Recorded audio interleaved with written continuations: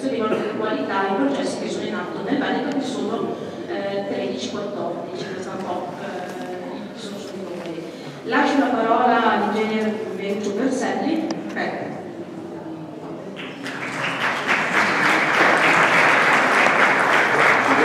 Intanto ringrazio per l'invito, ringrazio il sindaco. Parto dal titolo, non sono purtroppo ingegnere, sono solo laureato in geologia per correttezza. Allora, parto dall'inizio, autorità distrettuali. Si sta concludendo una riforma del Ministero dell'Ambiente che ha soppresso tutte le autorità di bacino locali, regionali e nazionali e ha individuato nella parte continentale da 35 autorità di bacino a 5 distretti. I 5 distretti sono le Alpi orientali, il bacino del Po che rappresento, il bacino dell'Arno, il bacino del Tevere e l'Appennino meridionale. Questi 5 distretti dovranno coordinare le attività che prima venivano fatte dai 35 autorità di bacino, anche di carattere il decreto del Presidente del Consiglio dei Ministri, che sarà firmato il 31/12, consentirà finalmente l'avvio dei distretti così come vi ho anticipato.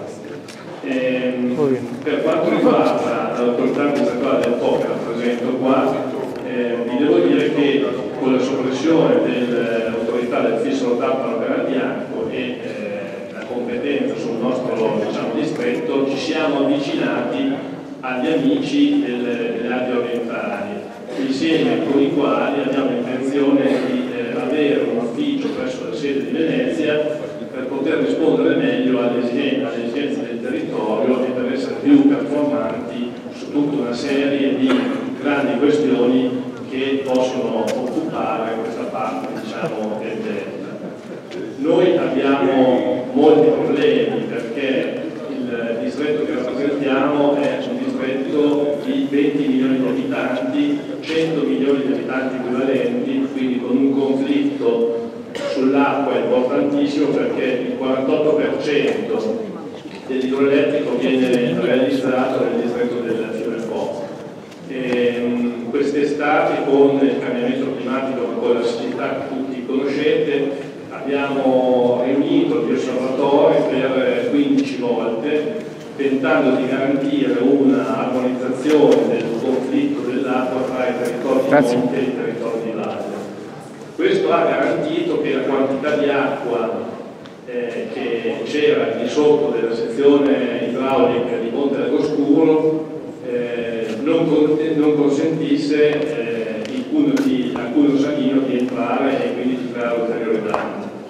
Avete sentito parlare lungamente su tutti i giornali, ma i 500 metri cubi al secondo della sezione idraulica sono stati caratterizzati da un'attività, secondo me, molto corretta di governance fatta dall'autorità del distretto che ha armonizzato i conflitti delle varie regioni, perché tutti dicono l'acqua è il minimo. Sul Po abbiamo un vantaggio anche,